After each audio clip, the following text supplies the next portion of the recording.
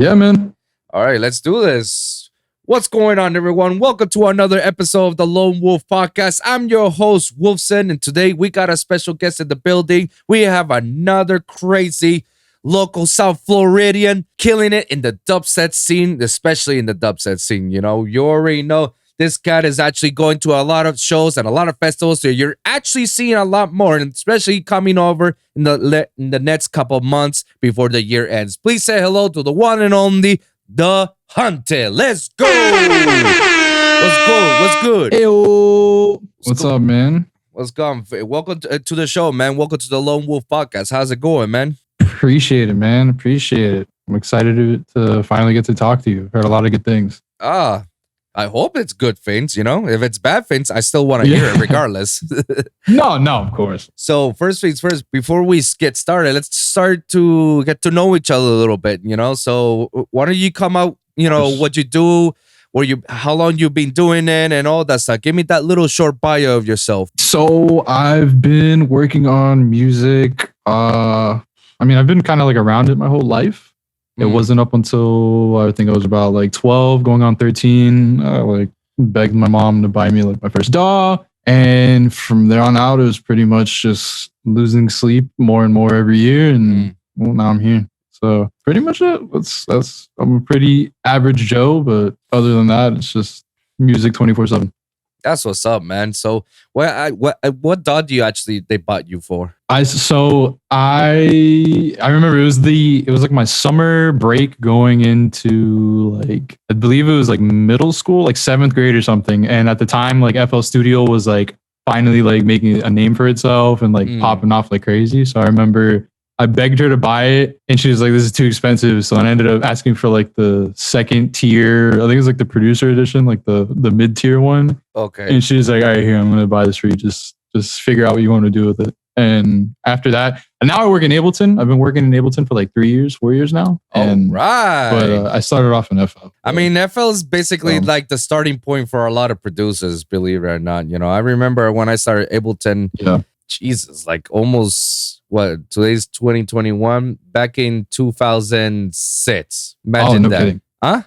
That's fucked. That's insane. Yeah, I remember. And back then, I used to live in the small island of Puerto Rico. So back then it was just like, hey, you know, Fruity Loops, like, can you do a reggaeton beats? And it was like just like the simplest shit ever. You just do the kick and snare, and that's pretty much it. You call it a day. You just made yourself a beat out of it. And I learned from that. I actually started off. Really? Yeah, I started off, dude. I started off doing hip hop beats. I used to do actually like mainly what I think now is technically considered lo-fi. But I have like a huge background in like sampling and like I used to love doing stuff like that. And the thing was, I was like a huge fanatic of electronic music, but I was kind of like too shy, or like I didn't really know like the right way of approaching how to make electronic music. Right. But I remember like I think it was like I ended up getting like Massive or something, and I was like, oh, you can make some pretty cool shit with this. And then from there on, I was like, using Massive solely for like maybe 2 years, 3 years. And then the rest was like Silent and Serum and all that. So I like slowly progressed into like the EDM stuff just because, I don't know, I kind of stopped caring about being shy or whatever. And I was like, oh, maybe I could try it. So what actually prompted you to actually say, let me tackle it right now? Like what actually got you like, you know what? This is it. It's because of this. I remember seeing growing up, I was like, my brother is the reason that I'm super into electronic music. He was the one that like put me on the Prodigy, Daft Punk. Oh, okay. Like Tiesto back in the day. Okay. So I was super into that, and I just remember like falling in love with that. And when like the big room scene happened, I was like on that wave 100%. And then I was like a huge Swedish House fan. So when I saw them split, I was like, damn, this kind of sucks. I might as well start learning how to make this, because you never know, maybe one day. Right. But yeah, it was like a mixture of that and I just kind of wanted to try something new, and eventually I think that kind of falls on everything, is just wanting to try something new. So how long you be actually making music? Well, I used to write songs on my guitar probably since I was like 9 or 10. Okay. I used to take classes. So you definitely have that musical background, before way back. Right. Yeah. And my dad, like, he used to spin like for like his friends and family and clubs up in New York, and eventually when he moved down here, he had his entire like sound system. He didn't really let me touch it up until I was in like my teen years, but I would always like watch him and like study what he was doing, and I just I fell in love with the whole DJing aspect as well. Damn. So it's in your blood, basically. Yeah, that's what he says. So that's what he says. I mean, was that the reason why you actually fell in love of DJing and making music? I think what it was, and like it's crazy because I was doing a lot of deep thinking about this recently. It was like I said, he didn't really let me touch like all his shit because he had like the original like CDJ 100s and like the first DJM. And like I used to be so infatuated, but I was like, I don't want to say I was a klutz, but I was very, I like always broke shit when I was a kid. So it was kind of tough for him to like let me around expensive stuff. So I think it was a part of like being told no that like made me want to do it even more. And I remember like one day he like took a trip. I think he took a trip up north or something like that. And I fucking like took all his shit into my room.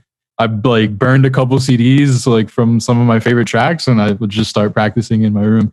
And he came back down from vacation. He was like, "All right, well, I can't really do anything else now." So basically, from breaking shit to now making shit. Yeah, yeah, pretty much. Pretty much. Well, that's actually a pretty cool story. Now, you said that it all changed when you started listening to the Prodigy, to the Tiestos, to the Fonz, and then the whole big room era came about, and then you just jump on that wave. How did you actually get into bass then? I remember, I think it mainly was having the hip hop background because I was obsessed with like, I remember just always wanting like, whenever I would make like hip hop beats to just make sure that like my 808s were like blasting through the mix and like, I don't know. It was something about it. I loved being able to feel the music.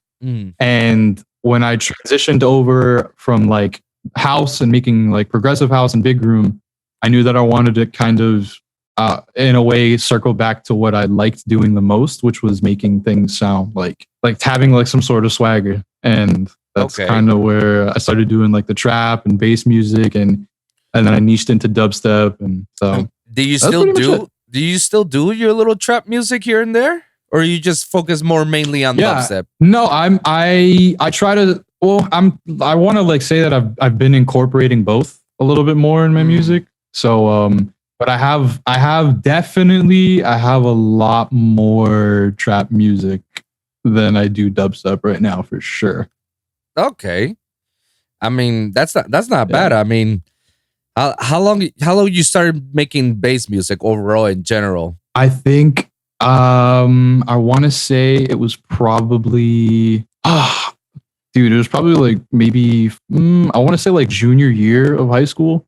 Okay. I think I like sat down and I was like, you know what, this is kind of getting like redundant and I don't know how long Big Room is going to last. And I was like, I kind of want to make something that like hits hard. And what she inspired you to start making some of that heavy shit? I remember actually hearing, at the time he was going under the name XVII, but he's now Vincent.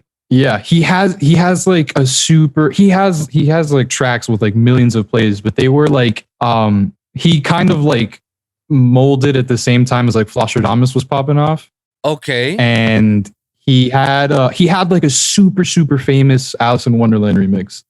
And I remember that I heard that, and like from that point on, I was like hooked. I was like, yeah, I got to start making shit like this. Like, this is way too cool.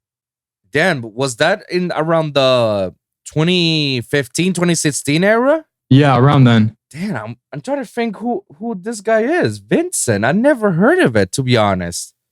And you say he's been popping before around. He used to go under that name. Before he has another name? Yeah, he used to be like, like I said, he was under the name XVII. And then he ended up changing his name to Vincent.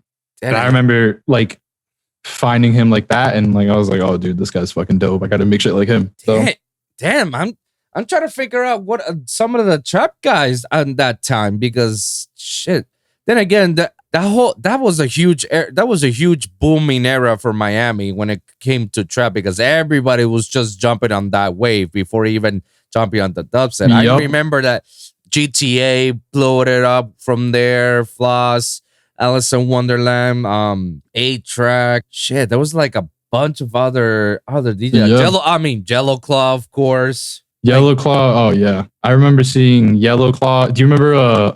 Carnage too. Yeah, Carnage, Lucas, Borgor, yeah. There was right. like a So, lot all of those people. dudes. Yeah, there was a lot of people that were into that whole trap train, bro. And then I heard a lot more jumping on that festival trap, which is basically like Yeah. like trap, but with the Moombaton flavor into it, and going it very fast. Right. Yeah, because I remember that started off. I think that was Carnage that did that, where he was like, "Let me take a track, I'll put a side chain on it so that you don't hear the kick, and then I'm just gonna put hip hop drums on it," and then that was it. And then that shit blew the fuck up because I think he did the Hardwell track or some shit like that.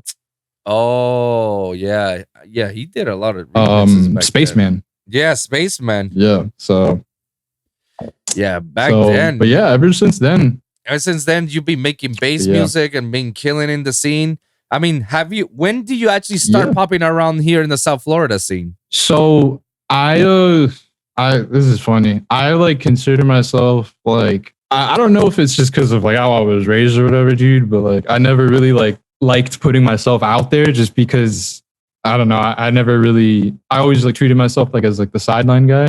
Oh. And I literally remember I went to Life in Color one year before it turned into what it is now. And this is back when they had the local this is back when they had the local stage. Right. And I remember seeing friend Ozzy, who's Retro Boy, but he used to go as Explicit. Oh, and yeah. Yeah. Absolutely. Yeah, Ozzy, man, of course. Yeah. It was him. I think it was him, Rampage, Snuko, and a couple other dudes, but specifically seeing Sigfig, who I ended up like partnering up with later on down the line. Right. So, and I remember I was like super interested specifically in his set because I was like, damn dog, like you're playing the shit that I really fucking love. And like people are going crazy to this. And I remember like 2 months after that Life in Color happened, I like DM'd him and I was like, yo, I make music, dude. Is it cool if I could like send you some shit? And Alex was like mad cool about it. And he like listened to it within like 3 minutes. He heard it and he was like, holy shit, like this kid's like kind of on another level. Oh. And then he kind of put me with the right people.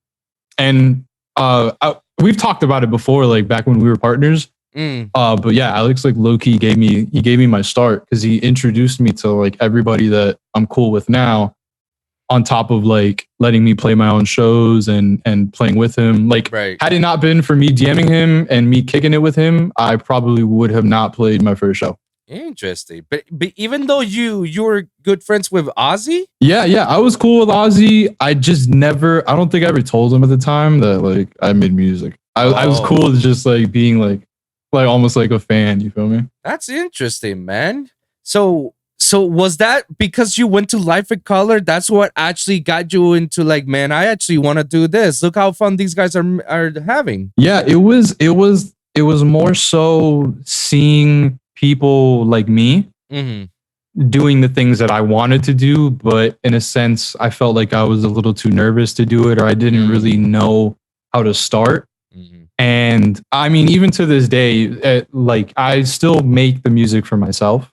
It's never been about like making it for everybody else. If you like it, you like it. But the music at the end of the day it's because I have fun making it. And I figured, fuck it, like I think it sounds good. Let me see what else someone else. Like I didn't expect him to like, put me with everybody that I know now and like, like provide me the opportunities. In reality, dude, I just wanted feedback, and in turn, I got like basically put where I am now. So that's cool. But that was pretty much it. That was the start. That was the start. And a couple months after that is when Alex and I like sat down and he wanted to bring me on board for the project. And I was super eager, and that's when we became the duo at Sig Fig. Mhm. And we like rocked it out those like 2 years, give or take. And it was just nonstop, like fun and making just track after track and playing show after show. And it was fun, man. It was really fun. So hold on, man. So you say that it all started from Life with Color. Which Life with Color was that? Was that the one in 2016? I get confused with the year, but I do recall that it was towards like it might have been 2016 or 2017. I'm trying to remember which one, but I know for a fact it was the one that had the main stage for sure. Or it was the main stage and then the local stage, sorry. Okay. Was it in Wynwood? Yeah, it was definitely in Wynwood. Okay, so it's the 2017 one. That's the first time they actually started doing in Wynwood as like, home in Miami, right there in the right. in Mana. Yeah, that's where they only had 2 stages and that's it. Yeah, you're right. Right.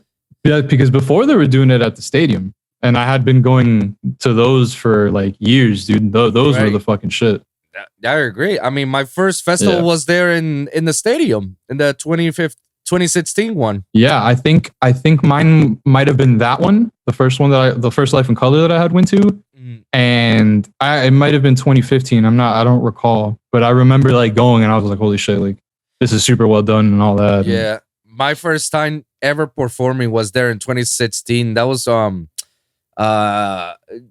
Jack Yu was like the main headliners. Big Sean. Yeah, dude. And then they give us the little shitty local stage, which was shitty because they didn't build one for us, even though a lot of the locals were in the lineup. It was in that small ass room. No, us was in the. It was in that small ass room. Us was in the out in the open with no stage or anything, and they just built a stage out of like shit, out of nothing, and all of a sudden, boom, we got something. It was like a house party.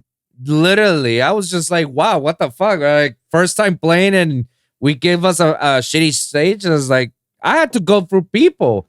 I had to go through the heads of the guys. I was like, yo, what the fuck is this? We don't have a local stage. Where is the local stage?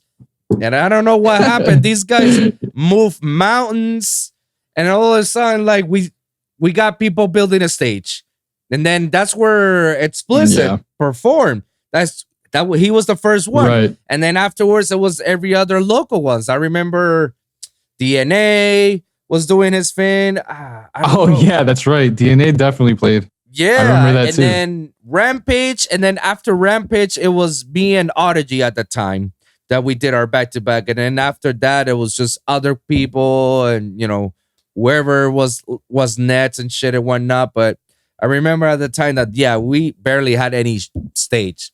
If it wasn't for me and a couple of the guys complaining about it, we would have never performed. Straight up. No shit. That's crazy. Yeah, that's crazy. At that time, I was new in the industry. New in this industry. I've been working in the industry for 10 years, like 5 in Puerto Rico and like 5 over here. And gotcha. When I realized that they didn't build a stage, I was like, okay, so I guess this is how shitty the industry really is, man. Yeah, I ended up getting to see that very, very quickly. Yeah. Like mad quick. After Alex and I had started our stuff together, and we started getting like a little bit more like eyes on us and more opportunities to play shows.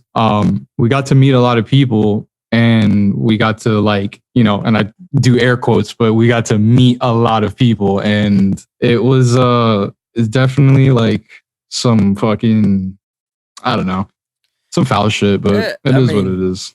It is what it is, man. I mean, if I tell you, well, I can tell you because I've been through it all, but my podcast basically exposes some of the ugly shit that I see, dealt, or experience, or what my homies had experienced with, So if you see some of the clips, you'll see like how ugly it could get. You'll probably be like, oh yeah, I remember when this shit happens. I had a similar situation like this. It's like, oh yeah, this is how it is. What has been like the worst truth that you've ever encountered in regards to this industry that you were like, oh my God, I didn't know this shit goes like this? Honestly, So the way I think I blame it more on just like how I am as a person.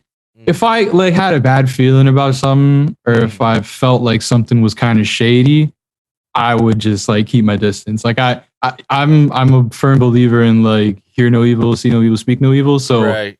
if I like, I'll turn a blind eye. I don't care. That's how you guys do things. But to me, I honestly, it's not even like a fucked up thing. It's just like the way that like getting shows down here is like so fucking stupid.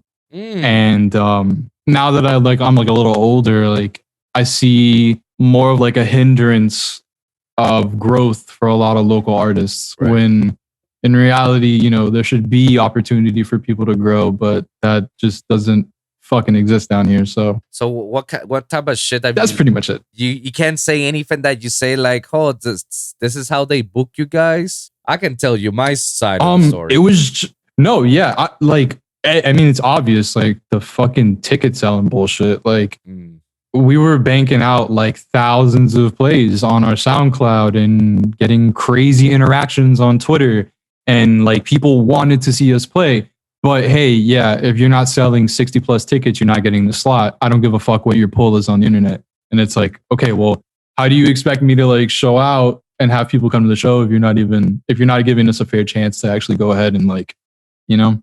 That was probably like the worst shit. Like I fucking always turned a blind eye to like fucking people doing their drugs in the green room or fucking pounding whippets or whatever. Like that shit never fazed me, because I was like, whatever, bro. People enjoy themselves the way they enjoy themselves. It was mainly like the business shit that like really rubbed me the wrong way. But I mean, when I understood like, damn, if this is how it's going to be, I mean, what can one single person do, you know? So I agree, brother. I agree. And believe it or not, that's one of the reasons why I actually left that life of me being a promoter slash DJ. It's because of that, connoisseur of business that, you have to sell tickets, you have to promote every time, you have to do street promo for you to get those shows.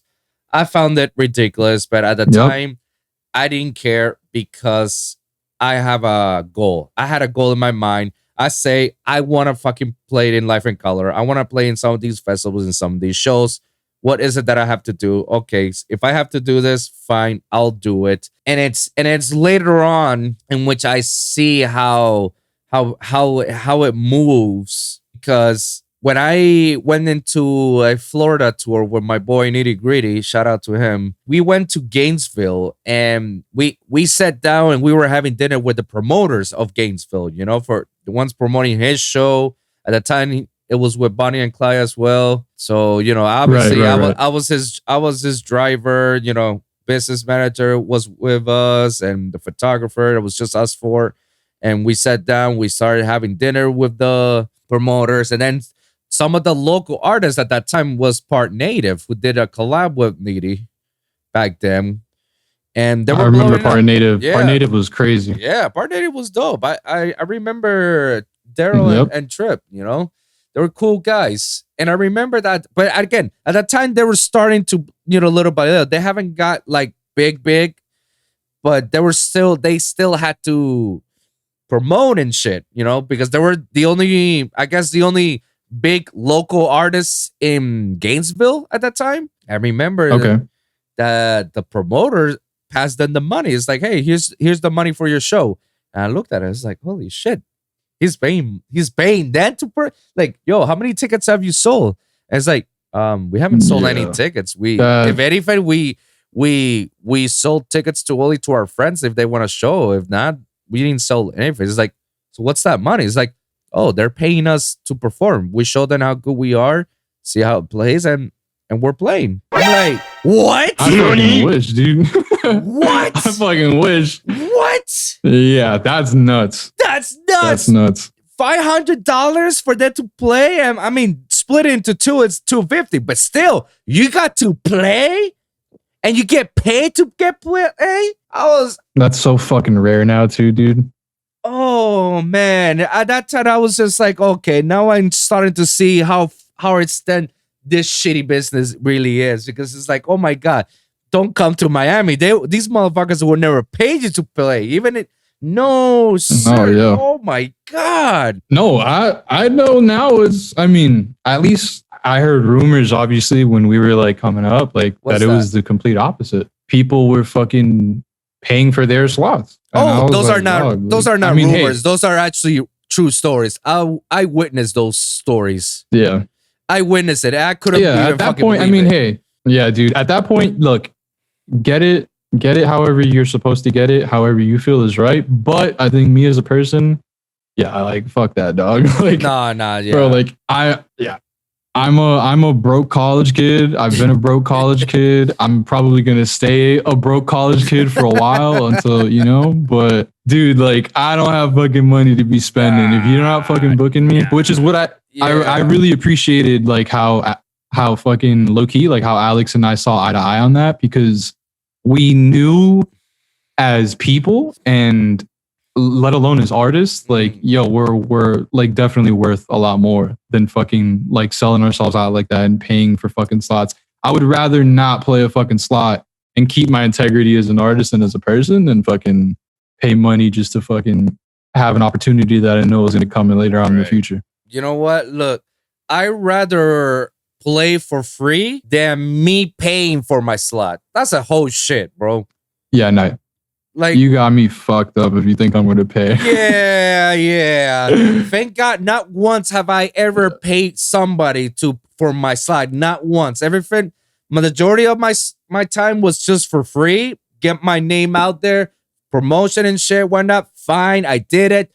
I sold tickets. I kept some of the money to myself. I street promo. It helped me. It was benefiting my social media presence as well. So it was like a win-win for me. So I wasn't so bugged about it or bummed about it because I was still hungry and I needed that social presence. But yeah, I know a few people that they're no longer in the scene. Like, you don't see them at all. And I haven't even heard from these people in a long time that they pay for their slots. And I was just like, wow. Yeah. But you know what? Hold on. I'll take you a step even further. Because here we're going deeper. I'm all ears, dude. I'm gonna go even further beyond. Something I've already mentioned this in the previous episodes. I don't care if I get flag about this or they come after me. I mean, right now nobody's gonna come after me, but once this podcast started to pop and people start listening, yeah, they're gonna notice it. But it is what it is. Like, I don't care. I mean, I started this podcast by saying, like, I'm gonna be revealing some ugly truth shit. I've already said it two times, once without their names and second time with their names. But I'll say it to you, Bonnie and Clyde, they were fake artists from the get-go. Yeah. From the get-go. Yeah, 100%. From the get-go. 100%. I'll tell you, because their music was starting to get ghost produced by my boy. Yeah. Their music. Yeah. I remember hearing about all of that. And what was funny is I remember hearing about it and then going back to listen to their music and then comparing like the mix downs and the instrumentation. And I'm like, yo, did Ricky? I'm like, yo, Ricky was all over this, dude. And I'm like, holy shit. Of course, bro. Yeah, dude. But obviously, he had to do it because of business-wise, because the manager at that time, he was trying to make Bonnie and Clyde like the next level shit. They're trying to make them superstar level people, And Ricky is about to get inside into the industry. I remember, and they told us, like, we need to reinvent you. So before I focus on my energy on you, let me focus my energy on them first. And once they blew up, like, once they got, all right, let's go all on you. But for now, I need your favor. Make some music for them. That's pretty much more or less how it happened, And I remember that fucking Bonnie and Clyde, like I feel bad for Paul because put Bonnie and Clyde on EDC Vegas. He put them over there to perform for the first time on main stage or something like that. I don't know, probably in the earlier sets or something, but I didn't hear that from anyone else. I heard it from someone that's close to the time, that when I heard that they were playing it, the guy was telling me, like, oh yeah, because and put down some money for them. I'm like, what? It's like, that's fucking ridiculous. They put money for them to be there to perform, because and then they'll basically say like if they succeed in the performance, then all right, then they'll be booking. So he's just investing on that show so they could get the returns back on other shows and shit, whatnot. So he put down some money. That's such bullshit, dude. And then put fucking Clyde or Daniel to audio school, Icon. Because that's fucking crazy. Because the motherfucker doesn't know how to do music. And it was getting to the point in which these two were getting a little bit, cocky. They were getting, Cloud or feeling like I'm the hottest shit, So they were having some internal they were letting conflict. it get to their heads. Yeah. They were having some internal conflicts. And then that's where people saw the signal. It was like, all right, you need to start making music. You need to learn. He's not going to be able to make more music for you. And that's where, focus his energy at that. And can you believe that after all of that, after he put you up the mat, could you believe that they left him for Nightmare's manager, Will Runzel? That's some whole shit. Look where they're at now. That's some whole shit. That's the biggest, like, that's grade A whole shit. That's I don't know, man. That could never be fucking, I don't know how people think like that, dog. That's fucking sad. I always knew that Clyde since the very beginning that I met him. I always knew that he was a stuck-up, obnoxious prick. Like, I knew it. It's those instincts that you feel when you're around people and you feel that they move on a certain way, and you're like, hold on. Right. Like you were saying, you had that instinct of yours when shitty shit is around, you tend to stay away from it. You turn a blind eye and move along. Right. And, it's like, I got nothing else to do with this. If you guys get in trouble, that's on you. I have no idea. 100%. I had the same feelings where I never got into it. Like the guy loves to get himself lit. Like his Facebook name was Daniel Litman because every show he goes, he drinks for free. He gets stupid wasted, and he takes like, I don't remember on the tours that I've been with those guys, but I remember that I don't know what it was. He was popping mollies and shit. Like, I don't know. I was just like, okay, let me just like walk away, guy. I don't want to be near him. But yeah, he was just getting wasted all on every show. There were even times in which they fuck up their set, and then he just like rinse it out like it nothing happened and just like go on. I'm like, how the hell is this happening? How are we letting this douchebag? What? Yeah, it's like the fucking, like, he can't keep getting away with this. Exactly. I was like, no way. Like, somehow karma's gonna bite him the ass, and it's gonna bite him big time for his decisions that he has done. And that's insane, dude. Yeah, bro, and that's just the tip of the iceberg. When it comes to booking on artists and paying for their slots and shit, whatnot. That's just some of the stuff that I know. You have no idea some of the other shady shit that happens when it comes to record labels. And I did a whole episode. Actually, no, yeah, I did it not a whole episode. I did 2 episodes. One in which was involved about reading contracts with these record labels, that you need to read contracts. And if you don't understand, take it to someone that understands. Like, take it to your parents or someone that knows business or a lawyer. Hire a lawyer if you have to. A lawyer. Like, whatever. Let them read it and tell you whether it's good or bad. If the fucking labels tells you, nah, don't read it, you have to sign it, like, walk away.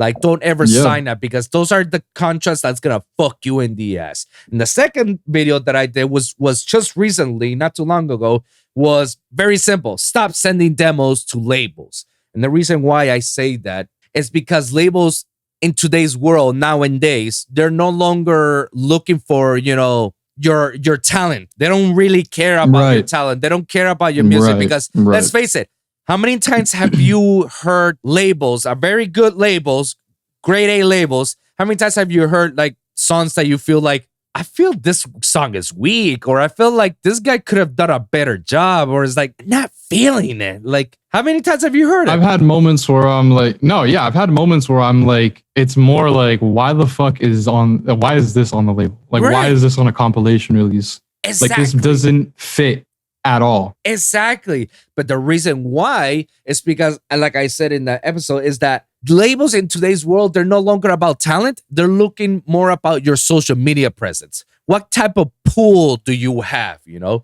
it doesn't matter how many followers you got, as long as they see that there's numbers in your interaction in your social medias, they fuck with it. And they see those numbers, and then you're a producer and you want to send music. Oh shit, yeah, come over. Because obviously, whatever traffic that you're gaining, they want some of that. They want some of that. Right. So all of your 100%. people, all of your fans, 100%. everybody that's following you, they'll release one music on your music to their label. Then all your fans is gonna go to that label, and then they will gain more notoriety, more following, more streaming, more plays, because that's money right there. Every play counts now. It's cents. Like it's like a quarter or less than a quarter per play for them. So it's I think it's like a tenth of a cent or some shit. Yeah, it's a ridiculous. I think it's amount. like a tenth of a cent. Yeah, so it's a ridiculous. Yeah, amount. it's some stupid shit. So now they only care about your social media presence. They really don't give a shit. Like if you have a weak social media presence, but you are literally at the same level as a Virtual Riot, as a Zombo, as an Incision, they're not gonna look at you, unfortunately. Your music might be the dopest shit ever, but your social media, it ain't there, it ain't there. And I did a whole episode That's about why, that. I'm like, I came to that realization rather recently. After last year, I noticed, specifically while we were dealing with COVID, I saw the beauty of it, that what the community of the EDM world is possible of doing. Right. And I'll even go as far to like talk about like how Brownies and Lemonade do it, where they look specifically for like the underdogs, and they want to go give those people the opportunities, because maybe, yeah, sure, you're lacking in followers, but your shit bang. So let's put you on an early slot. Let's see how you do. And those are the things that like I really really appreciate, because a lot of those kids that get picked up by them are like they're like me or like my friends, where they make really good music, and maybe their social pull isn't necessarily the strongest, but they're able to have an opportunity now because certain people are looking at it from a different perspective. I can't say that for fucking every other label or group or collective in the world, but yeah. I did. Let me put that disclaimer again. Now I had to keep reminding myself that disclaimer. I did mention in the early episode, it's like there's some labels that are in it for the community. Like I put examples, Subsidia is in it for the community. Like Incision is always looking for new 100%. talent all the time. Like if you manage to get Incision's email and you send them your music, and if it bangs, he's gonna listen to it. He will fuck with it. He will download it. He will play it. And if it's good enough for him to put it on his label, he'll put it up. So yeah, Subsidia is definitely one of those labels that is definitely looking for new talent. I mean, shit, the first compilations, more than half of the people that were in those compilations, I didn't know who the fuck were there. Those was probably one person, and it was my boy Shoku. Shout out to him from LA. It was probably the only person that I know out of all those new cats that joined that compilation. New one. I didn't know anyone else, and yet they slap. There was like, holy dude. shit. Yeah, like, dude. I can see why. Disciple Records is another one. When they actually do these little competitions, and it's the one that's currently right now, the remix competition. I have my mixed feelings when it comes to these remix competitions, but needless to say, they are still putting out new talent out there. They're still looking for new talent, and they just give it, here's our acapella, submit it. If it's dope, you get an official release. Those few labels, absolutely, they're in it for the community, and I fuck with that. I love it. But grand majority. Perfect example. The perfect example is actually with Disciple, not this current remix competition, but the one that they did prior. I had been following Control Freak for like a while. And I knew that he had bangers out. Right. I knew that he had bangers out 100%, but he still wasn't like put up on that platform. And he had like that one remix that everybody was playing, the La Resaca remix. Yeah. And that shit was like popping off all over the place. And then he ended up getting he ended up winning one of the Virtual Riot remixes. Yeah. And after that, dude, he took the fuck off. Like he's already into, like, he's in space now. Yeah. So I agree, dude. I really, really do appreciate shit like that because it's like a person I think that knows what it's like to fucking hustle and want to get your tracks out there, and they're giving the opportunity to like the underdog. So that's what honestly I fuck with that a lot, dude. Yeah, I just wish that a lot of labels will follow those type of paths. I wish that labels like Disciple and Subsidia, there could be a little bit more in it for the community. But you basically after a while that you'll be working in this industry, you basically kind of see like the true colors of everyone. Like you kind of see how this label and these people work, how these people work, and so and so. So you kind of undermine everyone else, and then you just like fuck with only the few that you have left, and you just like I'm gonna take my chances and my shots with these people because these other motherfuckers, nah. Yeah, dude. And it's shocking that some of these labels to this day, like they say like, oh yeah, we're EDM, we're in it for the people, but they're not. They're not at all, dude. They're not at all, bro. I always like to quote OK and Ikali because I remember seeing a tweet and like it's drilled into my head. But there was a discussion about that on Twitter. It was like one of those like loose threads. Okay. And OK and Ikali chimed in, and I remember they quote tweeted it, and they were like, "This is kind of horseshit the way that things are being run right now." But realistically, if you put your heart into the music and the music sounds good, you're gonna make it. There's always gonna be maybe, of course, you're not. Who knows? Maybe you're not gonna play you're not gonna close out EDC main stage, but you're definitely gonna get put into the community that's gonna get you somewhere better than where you're at. But as long as you stay true to yourself and you don't involve yourself in no bullshit, right? And you're a good person at heart, and your music's good, yes, that's the formula. And that you're having fun doing it, and that's literally it. That's literally the perfect formula. I agree, bro. I agree, and I'll add a little bit more on that. Have that patience and have that consistency. Be patient about like just because the guy next to you who started late and all of a sudden is now getting picked up and you're not, doesn't mean you're not gonna get picked up. Everybody has their own lane. Exactly. Everybody has their own time. Exactly. You just have to be patient about it and wait until your time comes. Because when your time comes, you better be ready because shit is about to pop off right away. And also be dedicated and consistent about it, bro. Like a lot of these artists, which a lot of these locals that are no longer with us, the one thing they lost is the consistency, They weren't consistent enough, They were at the beginning, but then when they started seeing other stuff and it didn't went the way they wanted to go, they started to lose that consistency. And you need to be consistent about it because, yes, all that stuff that you mentioned, yes, apply to that plus the patience and the consistency because sometimes people do give up. And it's something that my boy, I interviewed him just yesterday. We were talking about this, and he was telling me like, there's two type of people: the guys that they went into a search for a golden mine, and one of them managed to start late, and the other one was keep digging, and haven't found a nugget. But the guy that started late managed to find a nugget. And then the first guy got discouraged because it's like, shit, he found a nugget. I didn't. Like, I quit. When he could have realized that if he could have just dig just a little bit, he could have actually found a whole pile of gold for him. And it's because he lost that consistency. If he would have kept it going. Yeah, dude. And I've seen it. It sucks.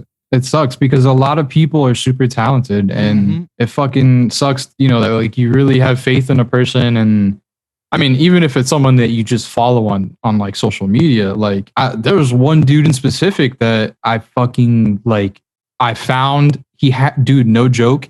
He had like 30 followers. He posted one snippet of a track and within like a month he was on a Disciple release. And after that, I have yet to hear from him. Dude. I haven't heard from him like at all. I'll like casually check because I still play like his tracks out like live because they're fairly recent. Who's this guy? He goes under the name 7, but I haven't fucking heard from him. 7? And I could probably look it up for you. Yeah, let me see if I see it. Is that on SoundCloud? He's on SoundCloud? Yeah, definitely. Let me see if I can pull it up for you. 7. And he released on Disciple? Yeah, dude. How do you spell his He name? literally grew overnight. I'm trying to look it up right now. But yeah, essentially, I'm gonna see if I can find it and like I'll send it to you. But like, dude, his shit like went crazy, dude. Like, and I remember just seeing it. I think what it was, I was lurking through somebody's likes. Okay. I think it was like another bigger producer, DJ. Like I was going through their likes to see maybe if they fucking liked like a track or some shit that like I didn't know about or went under my radar. And found it. So 7 is the number 7 and then EVEN. Dude, and like his shit is insane, bro. Like I don't know what happened like at all. But he was one of those that he just like popped off, bro. He popped off and he had a Disciple release. And after that, I don't know what the fuck happened. Like I was so ready to hear more from him. 7 EVEN. I just DM'd him I just DM'd you his account on Twitter if you want to take a look at it. Bro, but like 217 followers. He's followed by like all the San Diego Water Boys. Nitty follows him. Quix follows him. Vincent follows him. Gom follows him. Like the people that, you know, I fucking like would like lose my shit over if they followed me. And he just fucking, I don't know, bro. The last time that he posted was on September 18th.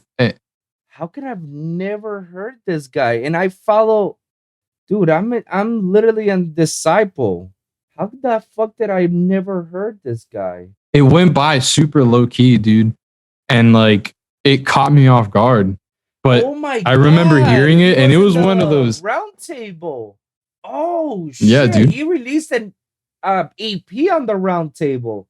That's bro. That's why. And all of those tracks bang. Yeah, like there's not a bad, not a single bad track. Yeah, dude. But I haven't heard from him since. And like those are like one of the things. Like I don't know if he got discouraged or if you know like maybe he just stopped going or he got too much traction at one point. He didn't know what to do. Like no idea. But or maybe to this day I still play his tracks. Maybe he felt accomplished. That could be it. Because hey, let me tell you, my goal in life and when it comes to music releasing, I say one day I want to release a song. Doesn't have to be an album, an EP, just one song, and it could be a collab. I don't care. One song in Monster Cat. Right. If I ever release a song in Monster Cat, I'll retire from music. Like I'll leave my mark from there. Like guys, I did it. I released a Monster Cat. Like I don't know how much more can you go further than that, other than the fact that Monster Cat, one of the biggest EDM labels in the world, and my shit got released there. Like I will retire from music forever. Like that's it. Like I did it. There's no other. To me, there's no other better accomplishment other than the fact that I made it. And once I get that, it's like, all right. Call it quits. Like, I don't care if anybody hits me up. It's like, yo, it'll be dope if you can release on a Disciple or here and there. I was like, we'll see. We'll see, man. Let's see if I feel about it. Because maybe that's it. Because something I always notice, like, you know, everybody has their own sense of accomplishments. Like, they feel like I made it in my own perspective. Maybe my definition of success is not the same as your definition of success. Of course. That's why, like, in my perspective, when I stopped DJing over together, I was just like, I'm satisfied. I was kind of sad that I couldn't go on, but I was satisfied due to the fact that, hey, I set up my goal. I did what I came to do when I moved here. I played in Life in Color. I played at a few other festivals that I was bananas out of it. I played for shows. I opened. I closed. I primetime shit. Like I'm satisfied. I'm satisfied to the fact that I did it. Like I actually, did some of these shows, and I was able to release music on labels too. I'm satisfied for that too. Like that's for me. That's my accomplishment. I say like, yeah. As a producer now, as a person, I still got too many stuff to accomplish, man. I got Yeah, bigger dude. goals, bro. Like the podcast is definitely number one in my priority right now. That this is the one. Afterwards is other stuff, that later down the road we can work it out. But podcast is my number one priority. So like, yeah. So I maybe feel that, dude. maybe the guy, like, the fact that he did it, he's like, okay, I'm good. Like I'm good with life right now. Yeah, like you could just kind of chill after that. I feel that. I mean, Hey, it is what it is. yeah, it's a sense of accomplishment. You say, like, not many people can actually has that opportunity. Just like people will kill to get that opportunity just to release one song with one of these labels, and get that recognition. Yeah, I'm one of them. I can tell you right now, I'm one of them. I mean, So I haven't listened to your music yet, so I'm pretty sure you're gonna send me some stuff, man. I'll take a listen to it, man. But I'm pretty sure you're a dope producer. I have a bunch of shit. Yeah. Appreciate it. Yeah, I have a bunch of shit in the vault that I could send you that I'm probably going to be dropping now in the next couple of months. Actually, we're in October, so probably like in the next couple of weeks. So hey, that's good. Start planning, man. But, start making the marketing plans. Start posting stuff here and there. Of course. My music coming soon. It's coming out. Why not? Let me tell you, if you have a lot of music out there and you believe that it's actually at that level of good, like you're realistically like the mixing, the mastering, and the execution was good, then fucking release it because it's better off 100%. It's better off to have it out there in the world than to have it shoved up in the drawer. That was one of my mistakes early on. Early on, I actually had a bunch of songs and I played some of those songs in my sets, and people were asking like, yo, when are you releasing this and that? And I'm like, damn, I don't think I'm ever gonna release that.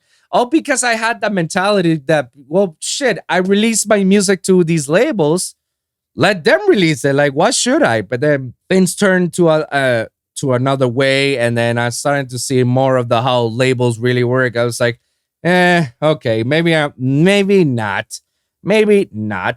But then this year, I started to come back again and making music, and I did a few projects. I decided like, before the year ends, let me just release a couple. Now next week, I'm releasing a song, so it's gonna. I'm excited for it. It's my first Metal Steps song, and November, which is my birthday month, it's gonna be another song. Hope it. More of a melodic dubstep. Hopefully that one could be done and just like, all right, let's go for it, And I'm gonna be doing shit like that. Dude. Because let me tell you, back then my music was good, but it was never like, oh shit, I sink my teeth good, I have no problem admitting that. I know my expectations. I know my reality and my fantasies, like everybody was always say like, oh yeah, my song is the hottest shit. Like, bro, fucking this guy played it. It's like, okay, good. Maybe. Yeah.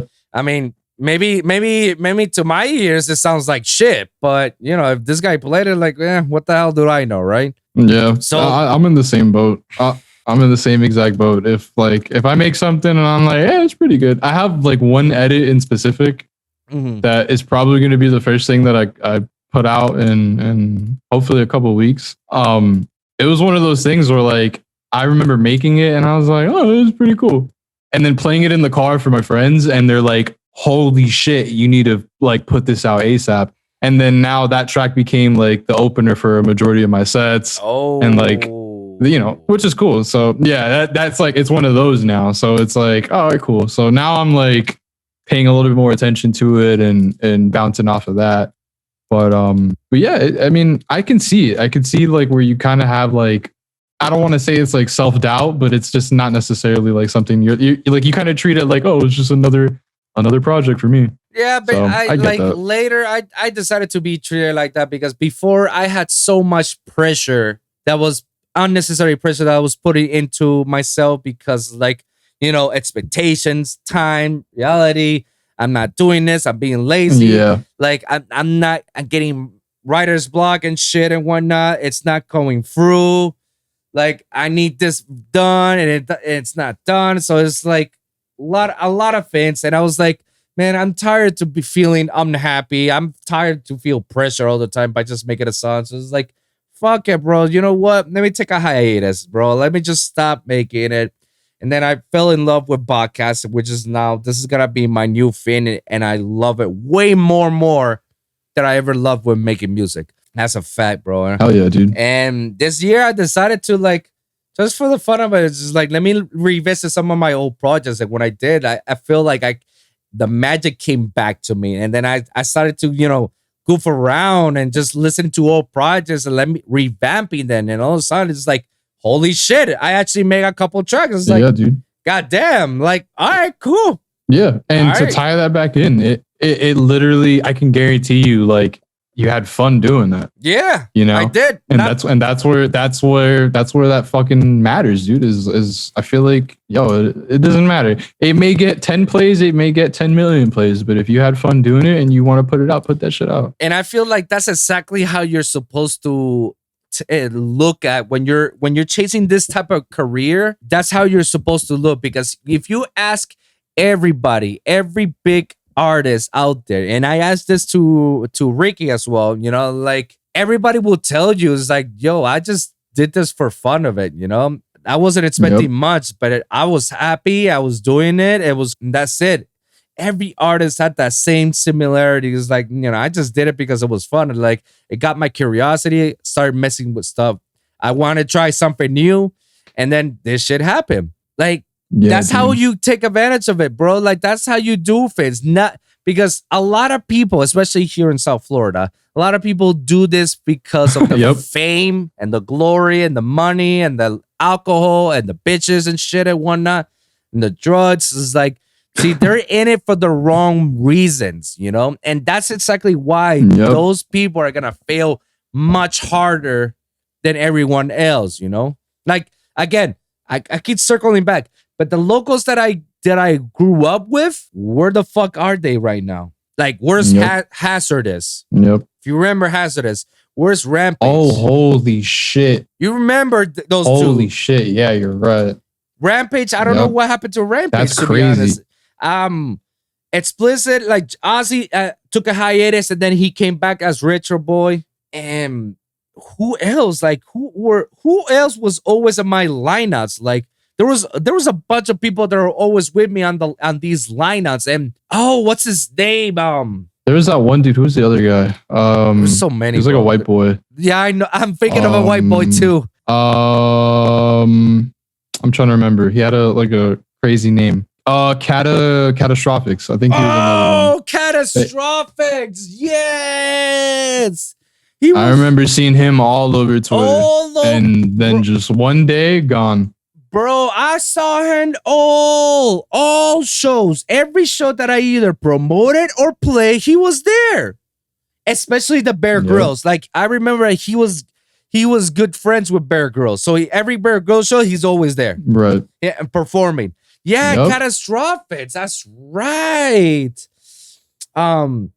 Dude, yeah. Ravager, I remember that. I remember that era, bro.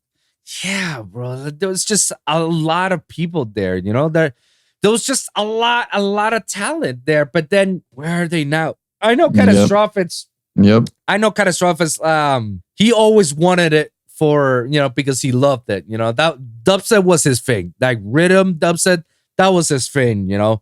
But Rampage is the white boy, right? The one who does Snookles back to back.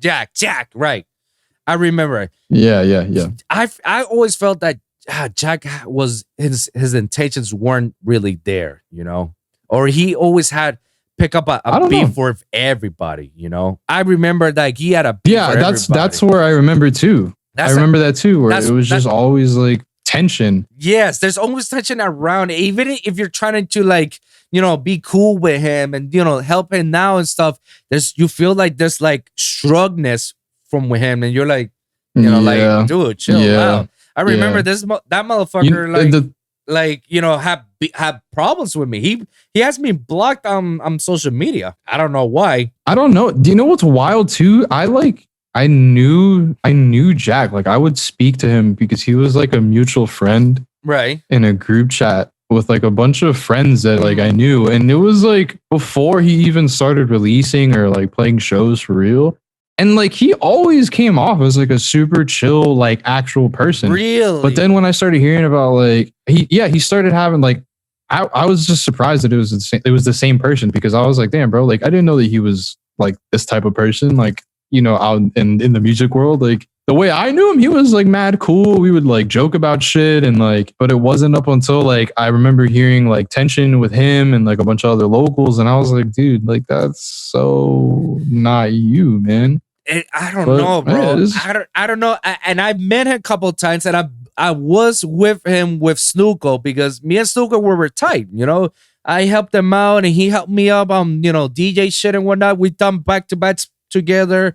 Snuka is a cool dude, and he's very good friends with Jack. So obviously, like, all right, since you're good friends with Jack, and this is before I've heard all these stuff about it, and all the times I'm with him, I did my best to be cool with the guy. You know, I'm always like, you know, chill. Yeah, yo, you cool? Yeah, that's what's up, you know? But then I've heard stuff from him that was talking mad shit about me, about stuff like makes absolutely no sense. And but then again, like there at that time there were lots of people that were talking mad shit about me, bro. And I'm like, all right, I mean, all right, cool. I mean, that dude. I remember one time, one of my boys told me that he was at EDC Orlando, and my boys, he was at EDC Orlando, and his manager were around there. And one guy, by coincidence, said my name on it, and he's like, "Oh, Wolv is here," and he said like, "Oh, no, I just heard his new music and shit or whatever." It's like, "Oh, fuck that guy." I was like, "Oh." And then his manager says like, "Yeah, fuck that N-word." What they didn't realize is that they were around my people. They were around. I know exactly who it is too, and like I know exactly who it is too. And okay, like, don't worry. I'll bleep the words out. You know, but it was no, yeah. And the people that were around there was Manny and me Okay. and he. Cousin and I were tight people. Like, as my brother, when he told me that, I was just like, okay, like, why? Yeah, that's why, like, why? What the hell did I do? Just because I stopped fucking around with him? Just because, like, I literally went on my own and decided to, like, I want to do this solo project on my own. I don't want their help. Just because I started to do things on my, like, what? And mind you, I'm the guy who helped these motherfuckers to be where they at right now. Because if it wasn't for me that put them on the map on those shows that we were played together, would have basically ignored them. They would have not give a fuck about them.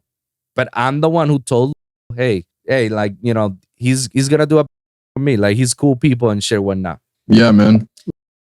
Cool. I've had my run-ins with all those people on various occasions. And I've partied with them like a couple of times, you know, and they're cool, but it's one of those relationships where I feel like if you're smart about it, you're going to keep it at just the surface. It's not going to be any deeper than like a, hey, what's up, yo? Like, how are you, bro? Like, how's everything? And that's it. Yeah.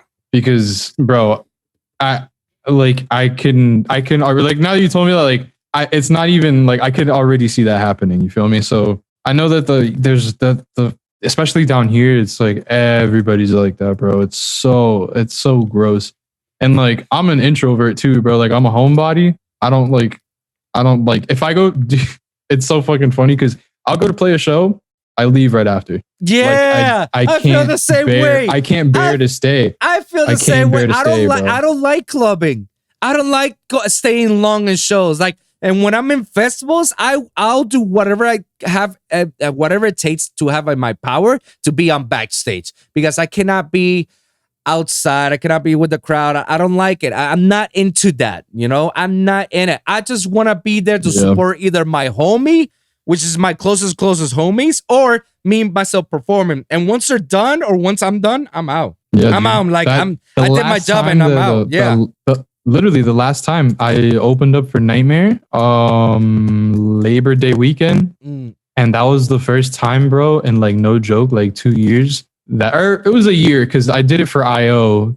Rest in peace, IO. Oh, rest in peace to Garrett, man. Yeah, dude, that guy was that fucking guy had everything, bro. Like he had everything that was gonna take him to the top. I'm still like so fucking sad about that. But I remember going to see Marvin Baxel at a show in Fort Lauderdale, just because he's like one of my best friends. I'm gonna fucking go support him. And it was Wayne and I, and we were both like, he kept trying to like coerce me to go see IO at Space. Right. And I had bought a ticket before 12, but Marvin went on at a specific time. So I wasn't able to like make it to IO without having to pay more. And I was like, fuck, dude, like, how am I going to do this? And I'm like, nah, you know what? I'm not going to go out. I'm not going to go out. I'm not going to go out. I promise you, I'm not going to stay out late. I'm here to support my friends, and that's it. Yeah.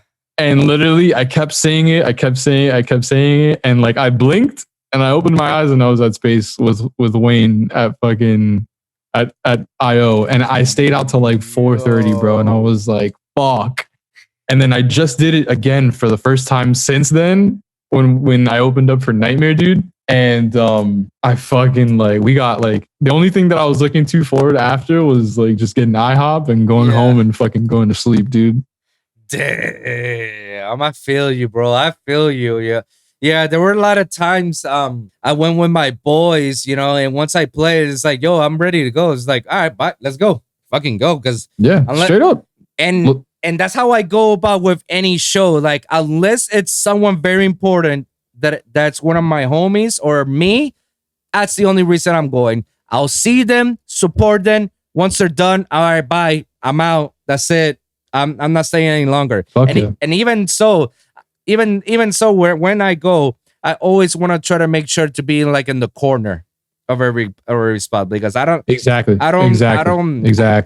want to interact with anybody. I'm just minding my own business, doing my thing, just, you know, here to support my boys. Yeah, you're there for the art, bro. You're there for the culture of your friends and that. You know what's funny about that too? What? Now that we were talking, because we started talking about it earlier, you had mentioned what's like a fucked up situation. And it's not really a fucked up situation. It's just like, it was about to be a fucked up situation. And I kind of just was like, yeah, I'm not going to deal with this. But I was supposed to play, I want to say I was opening up for Yultron at Treehouse a couple months ago. And yeah, and it was a cool set. Like I had a perfect set time. I was like playing not too late, not too early. And it was going to be mad chilling. Dude, in like fucking 3 days before the show, I get a text from the person that booked me, because they were a part of Apex, and they texted me and they were like, "Oh, hey, your set time got pushed back." And I'm like, "Okay, so am I playing later? Or am I playing earlier?" And they're like, "Nah, you're pretty much you're like, yeah, you're gonna pretty much like you're gonna play after the opener." And I'm like, all right. And part of me was like, I wanted to ask, like, I was like so like pissed off, because I was like, dude, I just rebranded. This is like, these are the first shows coming out of COVID. I'm excited to play again. I'm excited to like start doing things on my own again. And like, I kind of was just being ignorant and forgot how fucking stupid like some of these people think and the way that they act. And I was like, dude, whatever. I'm just going to make the best of it. But then that same person texted me right after that we had unlimited guest list. So what did I do? I went into all my group chats on my phone. I told, everybody, like, what are you guys doing this date from this time to this time? And they're like, oh, nothing. I'm like, okay, well, I'm going to be playing a set at Treehouse. And long story short, bro, I pulled up with like 20, 25 people. They pulled up for my set. They went crazy for the set. They brought in a crowd. And since it was unlimited guest list, they all came in under my name. The second I finished, everybody, let's dip. We're going to IHOP. And then the room was empty right after. Bruh. Because, like, dude, that's not, like, if you're going to play chess, I'm a fucking great chess player. Like, I'm not going to let you do that to me and then think that it's okay. Yeah. So the room was empty after. And the room, bro, what's even worse was, like, if it's somebody that I know that, like, has worked hard, that takes my slot, I'm 1,000% cool with it.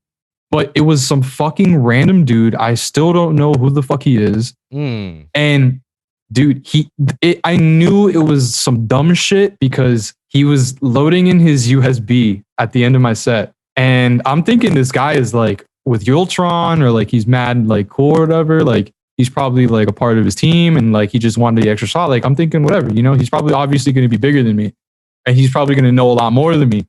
Bullshit, because the second that he got on stage and plugged in his USB, the first thing that he does is tug on my jacket or on my shirt or whatever the fuck I was wearing. And he goes, hey, how do you link the CDJs? And I was like, I like looked at him and dude, I was so out of focus at that moment that I almost forgot to transition. And he was like, yeah, how do you link the CDJs? And I'm like, what the fuck are you talking about? Like, you're the guy that took my set and you don't know how to do the thing that you're supposed to be doing. And like after that, it made the fact that I brought all those people and we left so much better. But yeah, that was like one of those situations that it was about to be super fucked up had I not like put my foot down. Right. But I was like, you know what? I'm not gonna take this. Like, I'm gonna leave it at face value. I'm gonna fucking get my people. We're gonna pull up, have a good time. We're gonna spend all the money that we want at the bar. But the second that I'm done and I walk out that back door, that room is gonna be empty. And that's it. That's messed and what's up. crazy is that same promoter, the same promoter texted me a couple, or rather, I think she like called me or texted me a couple weeks later, and she's like, "Yo," because she met me outside after my set, and she was like, "Yo, you killed it. You pulled a crazy crowd. Like it was dope." And I was like, "Yeah." And she said everything that I wanted her to say because she was like, "Oh, we'll stay in contact. Let's see if we can do this again." And obviously, like I was like, "Yeah, of course. Like whatever." Bullshit. I'm not doing this shit again because you fucked me over. And I'm not gonna put up with that. So in my head, I'm thinking, all right, I won. Like that's it. I'm leaving the situation how it was. And I left. She texted me a couple weeks later and she was like, hey, I got a crazy fucking set for you. It's coming up now in October. It's gonna be like a bomb ass set. I feel like you fit right in. And she didn't tell me the artist. And I was like, well, who's the artist? And she's like, oh, it's a Borgor. And I'm thinking like, oh, cool. I'm not taking it because I know what you're going to do. You're going to make me play a fucking opener set. And then you're going to put somebody who evidently probably doesn't know how to use the CDJs above me. And I'm not going to bite. So I spoke to Wayne and A&Rs because they're powerhouse. Shout out powerhouse. They're like my two fathers. Shout out to A&Rs, man. Yeah. Shout out Wayne and A&Rs. A&Rs they know how to take care of me. Yeah. And I told her specifically, yo, if you want to book me, you got to go through them first. And sure enough, A&Rs called me and that person called him or was texting him. Oh yeah, I want to put Hunty on this Borgor lineup. And A&Rs was like, you technically can't play it. And I'm like, no, fuck that. Because I got pissed because of the last time. I'm not doing that again. And he was so ecstatic because he was like, dude, this guy fucking understands that you can make your own decisions. You know what you can do and you know your worth. Yeah. And like right after we got on like a 3-way call with Wayne and A&Rs and they were like, yo, okay, you're not going to play Borgor there, but you're going to play for Borgor when he comes to Fort Lauderdale, which was a bigger show. It was a bigger crowd. It was a longer set time and it was a better set time. And that was literally the last show that I played like a couple weeks ago. And I had a fucking blast. Whereas I probably would have opened in front of nobody. Whereas to now I had a crowd. I had people that like came up to me. The interactions were way better. I grew like 30 plus followers. Like it's how it was supposed to be intended to, from the jump. Exactly. So I don't know if that's like any knowledge to any fucking producers or locals that listen. No, bro, it's always good. It's always good. It's always good to put out your stories and experience in my show, bro, because I encourage that because I had similar experiences with what you had, bro. Have had it so many times, and it's always great to hear these stories because, bro, it needs to be said, bro. It needs to be put out for anybody who's listening to, bro.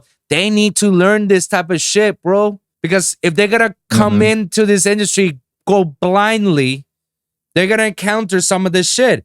And in your situation, you basically say go fuck off, right? Because but any other chump will be like, okay, that's fine. They walked me over. I mean, at least I get to go to another show. Yeah, exactly. And that's where you lose your integrity. Yeah. You need to be willing to put your foot down. And I don't care if your music is like subpar or if other people think it's shit. You have to have like some knowledge of self-worth, man. Yeah. Like I know I relate to you because I know what it is to sit at my laptop for 8 hours, 10 hours out of the day working on a track. I know what it is to prep a USB. I know what it is to like wash your entire record box, put in a bunch of new tracks. I know what it's like to fucking queue everything up. I know the painstaking progress. I know the effort that you're putting in. And I want those people to be able to like fucking do what they're meant to be doing. Like don't sell yourself short, dog. Don't sell yourself short. And that's like, that was one of my biggest realizations this year, specifically because of that situation, dude. Because I look back into when Alex and I were doing SigFig and we had all the opportunities in the world and super grateful for all of them. And we did fuck up a few, which I have another funny story to tell you about that as well. It's nothing crazy. We were just late to a set that Paul Campbell put us on, and I was like so fucking butthurt about it. But dude, we got stuck in Miami traffic leaving like 2 hours before the actual set. Oh, I know that set. Literally as I know that set. Yeah, it was at Mischievous. We got put into that show, and dude, Alex at the time was living in Plantation, and we were like, yeah, we'll fucking leave 2 hours early. We had our shit ready. We were dressed. Dude, we got into the absolute worst traffic that I have ever been stuck in. Fucking we showed up. We showed up, no joke, with like a minute 30 seconds in left of our set that the other person before was playing. And I was like, holy shit, we screwed it over, bro. But yeah, I remember that set. Yeah, there was a lot of craziness happening behind the scenes. Is like finding somebody to fill up your shoes on that set. Yeah, dude, that was such a fucking, and like, yo, I'm a pretty punctual person. And I'm like, dude, I like to show up like an hour before my set, 2 hours before my set, just to fucking know that I'm there. And if I fuck up my USB or some shit, like I like taking precautions, dude. And I really did take precautions that day, and fucking, I got screwed over big time. Damn, that sucks, bro. But it is what it is. But yeah, back to the other thing. Definitely, having those opportunities like that, even though we fucking kind of took the shitter on that one. I'm glad that we had them at the time that we had them, because we were still like kids. We were still like, Alex had just turned like 20. I was just turning 19. And I knew that like we were just getting every situation that we could, and we weren't necessarily looking at the consequences. We got lucky because we were playing really good events. But now that I see it, and now that I rebranded as a solo artist, I understand like the difficulties of having to deal with like the local bullshit and the stuff that these people have to go through when you're like fucking first starting out. So, but definitely don't sell yourself short, man. Like you're 1,000% worth it. Yeah, absolutely, bro. It's like, and don't let any of these people tell you it's like giving you these empty promises. Don't feed into that bullshit, bro. Because, oh man, if I tell you the many times that they told me to push my sets, and I'm like, okay, sure. Like, how long is that? Well, now your set, instead of being 45 minutes, it's gonna be 30. It's gonna be 20. This is like, wow, okay. Well, fuck me. Yeah, they always get shorter and shorter. Yeah, they always get shorter and shorter. They always get shorter and shorter. That's why I was an asshole to every fucking body when it comes to my set. And I tell everybody after my set, yo, I apologize if I was short with you, but bro, they promised me at this hour, I'm gonna play at this hour. I don't care what anybody says. And then it has happened a couple of times, and I feel bad for SigFig, because most of the times in which they cut my minutes, it circles around SigFig, and when SigFig was on it, I was like, dude, I have to cut you, bro. It's like, why? It's like, it's my time, bro. It's my time. No, but it got pushed. It's dude, like, yeah, I'm sorry, bro. Like, talk to Lucho, talk to Pepe, talk to, I don't know, like talk to somebody, but I have to play, bro. Like, I had to, because knowing myself, my shit is gonna cut too. And it has happened before, bro. And it was just like, damn, bro. The worst is when they try to do it like, instead of cutting it short, they're like, oh, do you mind back-to-backing with that person? I'm like, I don't fucking know that guy. I don't know. I don't know if he's gonna fuck up my set. Like this shit was supposed to be for me. Yeah. I'm like, dude, I'm pretty sure he's probably cool people, but like, yo, now you're making me take a chance. Like, now here's the thing: when they try to do that to me, I make sure that I do it with people that I know that I'm comfortable doing. Like with DNA, Snuko, and Odyssey. Like probably those are like the only people who have ever done back to back on any of these shows. Like if I had to share my spotlight with somebody, I would do it with them because like I know them. So it's like, okay, cool. Like I'll do those back to backs, But if it's somebody that I've never met before or I have met before, but like I said, like I don't know how he DJs, I don't know how he does things, I don't know how he moves the crowd. Yeah, like, you're taking a chance. You're taking a chance. Yeah, no, like I'm not. I don't do that. I don't do it. It's only on people, and I was stern about that. I was like, no, unless I know the person like that, like I'm not doing back to back with nobody. And also you gotta also take a consideration. Some of these guys, some of these locals, like sometimes they don't know how to read the crowd, and they just straight up go with bangers right early on, and you're like, no, dude, you need to chill, bro. You need to work it out. We can't just go ahead and go raw without the lube, without finessing, without foreplay. You need to go foreplay before you like, bro. 100%, dude. 100%. And it's something 100%. That I like, bro. Like and it sucks because every time I fucking play, I have to be the one to control the crowd, bro. Because everybody was just like, oh my God, that was a sick banger show, bro. Yeah, he was like on the rhythm shit, a banger, blah, blah, blah. I'm like, fucking A. I have to bring the energy back. I have to maintain it, contain it. So that way the opener doesn't feel bad. It's like, oh, it's this asshole who fucked it up. And I'm like, fuck me, right? Fuck me. I know, dude. Oh my God. Bro. Yeah, dude. There's been so many times. We played a lot of shows in like those 2 years, and that was like a very prevalent thing. We're like, damn, bro. And now we had this whole set planned out. We wrote an intro. Right. Like everything was fucking ready. And then now like this dude just played throwing elbows like 6 times. And now I gotta fucking like, it's like, dude, But no, I feel that, bro. I feel that. There's so many funny things that happen in the DJ world. Oh my God, so many things, bro. I remember there's this set that they did Hoochie. You remember that trap duel Hoochie? Bro, I remember dude.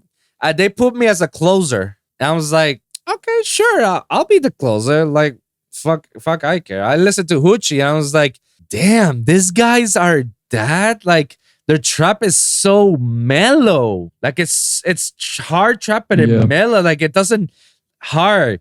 So I was like, sure, I guess. They put me as a closer. Every guy before Hoochie, they were all rhythm heads. They were all rhythm heads. So they were all with their doublets and shit. And I say this with all my heart. I hate rhythm. Okay, thank God. I didn't want to be the only one to say it. I'm an advocate. I'm an advocate of saying, yo, rhythm is basically the techno version of dubstep. Yes, dude. I have so many friends that like do it too, and like I want to like fucking support you guys, but fuck, dude. Like I do, and don't get me wrong, I do support my friends. I support all my rhythm homies. Even fucking like Vaxel does his shit. Yeah. Fucking Wayne has messed around with it. I support them 1,000%. But yeah, you will never fucking catch me at a rhythm show. Nah. You will never catch me at a rhythm show. Never, bro. You won't catch me dead at one unless some fucking crazy shit was happening and I needed to be there. But fuck that. I'm not. I can't. I tried and I hate it even more. Like if you give me some rhythm like from Virtual Riot, okay, I can fuck with that type of rhythm. But if you give me some rhythm from Infect and Murder, I can't fuck with that, bro. I honestly can't. Dude, because it's just so... It's cool if you drop a track like once every couple of like whatever, but like, dude, an entire like hour of rhythm, I'm going to blow my brains out. No, I can't. Like, one or two, sure.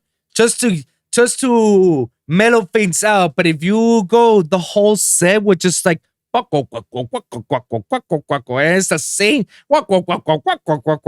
Oh my god. Oh my god, dude. And I was like, nah, bro, nah, don't give me that bullshit, bro. I got mad with that Hoochie show because it's bro. like all I heard was just rhythm all night. And then when Hoochie came along, it did its thing, and I was like, okay, now it makes fucking sense. Now I know why it's so mellow. Now I know why they put me as the closer, because I'm the only one who's capable of throwing a heavy set, and I need to keep everybody stay, you know. But that Hoochie shit was a shit show, to be honest, because there weren't anybody there. It was just like, if I had to count, there was like at least 20, 30 people for that Hoochie show in space. That was horrible. And then by the time I was playing, there was nobody. So I was like, all right, cool. I just played for 10 minutes. Awesome. This space is supposed to close at 5 a.m. I just did a 10-minute set. Yay for me. Oh my god. I drove out here, spent fucking gas, and I'm only gonna play for 10 minutes. I was fuming. Oh my god. I was fuming. I hate that. Bro, I cuss people out. Good thing that I have people that work in space that they're all audio tech guys that are in my world, that they're good friends of mine. Like they hooked me up on the drinks, bro. And at the time I was smoking weed at the time, and they hooked me up with some weed and drinks. I was just like, you know what? This will mellow me down a little bit, because I was just like fuming, bro. I was just like, I can't believe it. And the downstairs space was much more lit than this. I was just like, this is some bullshit, bro. But they made it up for me by opening up for Adventure Club. And I went at Fear Factory. And the cool thing about it is that it just so happened that Adventure Club played my song twice on Lollapalooza. Oh, no shit. Yeah. You remember the song that I did with Big and Slim, Granada? Holy shit. Yes, dude. Yeah. That's crazy. Holy fuck. Yeah, bro. Adventure Club played that song twice in Lollapalooza. So no kidding, bro. No fucking kidding. That's insane. I just saw Big and Slim. Yeah. That's crazy. Yeah, bro. That's like insane. Those are my homies. Shout out to Big and Slim, bro. Chris and Andres. And yeah, that was the first time a big artist played my song. First time ever. And no kidding. It was wildly popular. And when news traveled about it, because I wasn't even aware, I didn't know that they did that. I was jumping off the roof. Right. I called Big. I was like, bro, what the fuck? Do you know that Adventure Club play our song? It's like, no, bro. Their set on Lollapalooza was slam. There was a lot of people. It was by the time it was in the 11th minute of the set, and it was just slam. And people were just fucking with it. No fucking way. And it was because of that, the promoters were like, okay, then, hey, do you want to open for Adventure Club? Because we know that they play your music. I'm like, fuck yeah, when I open up for them, the fuck? Like, what? Dude. Of course I did. Huge. That's huge. That was huge. That's huge. That was probably the best night of my life, because that was actually the first time Nitty Gritty debuted himself as a DJ. Like, he opened up in Fear Factory when there was literally nobody out there. We were all there jamming for his shit. And then they were just like, you know, like they couldn't open the doors for Fear Factory a little bit earlier for him. And, you know, Paul was just like, what the fuck? Or like, all right, I'm going to put you on the after party.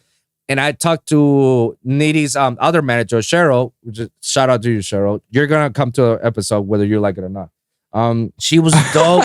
She's family. She's family. And I told her, like, hey, I'm opening for Adventure Club. Why doesn't he come over and do a back-to-back with me? And like, no, we can't do that to you. Like, you know, like, that's your set. You work hard for that one. Like, you can't do that. Well, don't worry. We'll put it on the local stage. I'm like, nah, fuck that. Just tell him to come over. Like, we're going to have a fun time. I mean, he and I would be practicing together. It's like, why not? Just tell him to come over. Yeah. And we did, and we fucking nailed it in that show, and the rest is history.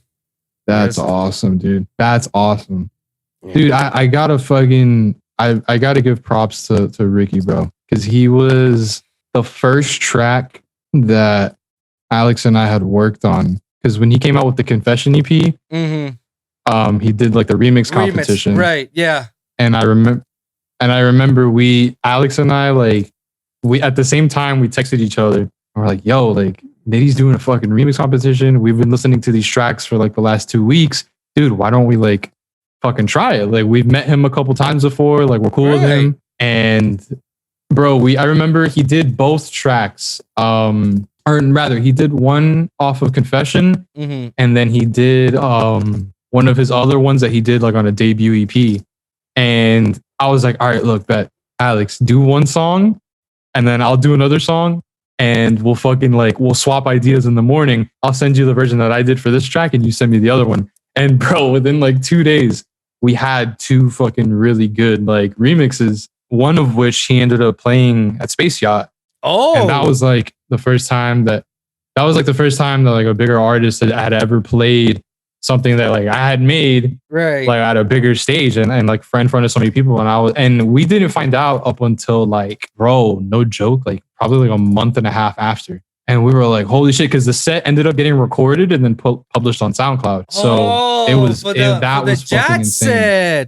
The Space Yacht said, yeah. Holy shit. Yeah. You guys were, they played like your remix. Yeah, dude. I remember he played like the original, obviously. And then like at the breakdown, he ended up queuing up ours. And like, we were fucking flipping out. I remember because at the time I was at SAE and we were in the Toft room, which is like one of the studios there. Wait, hold on. You're an SAE alumni? I was attending and then I had to stop and now I'm finishing up. So I'm actually technically graduating now in November. Bro, I'm an SAE alumni. There you go. Same house. Same house. Bro, me and Ricky, we literally graduated together. Yep. We were in the same modules. Yep. That's fire, dude. That's fire. Holy shit, fire. Another SAE alumni in my show, bro. You're number 5 in my show. Huge shout out. That's what's really up. No kidding. Yeah, you're my number 5. Yeah, Ricky was 1. I have Frank Socorro in it as well. Yesterday I had another one of my alumni, Chavalo, who sells as well. And you're number 5. Dude, yeah. I'm an SAE baby. Let's go. Let's go, SAE. Dude. See, we're taking over, bro. We're taking over. Dude. Yeah, that's what I'm talking. Shout out SAE. Hey, I gotta give my props to SAE because it's because of SAE I am where I am, bro. I like half of the stuff that I've done, 100%. that I've managed to pull through. If it wasn't for the knowledge that I got from SAE, I probably wouldn't be this far, you know? Like shit, it's because of SAE. Yeah. I just so happened to be with somebody and he was telling me about, hey, Life in Color is looking for DJs. And then from looking for Life in Color and DJs to where I am, I'm like, bro, it all happened in SAE. It's wild. Yep. That's what's up. I have such a love for everybody at that school and for everybody that like teaches there and hangs out there and all the staff, bro. Those people are the fucking bread and butter, dude. I love those guys. So, but yeah, I was in the room and somebody sent us a DM and they're like, yo, Nitty just played your shit. And we stopped the session that we were doing and we hooked up our laptop to the board. Yeah. And we were listening to that. I remember we played it, dude, like fucking like 7 times because we just couldn't believe it. And yeah, we ended up fucking finding out that we played our shit. That's fire, bro. Congratulations on that. That's fire. Appreciate that, bro. So let me ask you, because you actually was talking about making remixes. What's actually your creative process when it comes to making music? Honestly, I have like a weird dogma where I always tell myself the music writes itself. You're going to catch ideas. You're going to catch, like, for instance, all my ideas for some reason, I've only ever told like one other person this, but all my ideas come to me while I'm in the shower. I don't know what the fuck it is. That's like...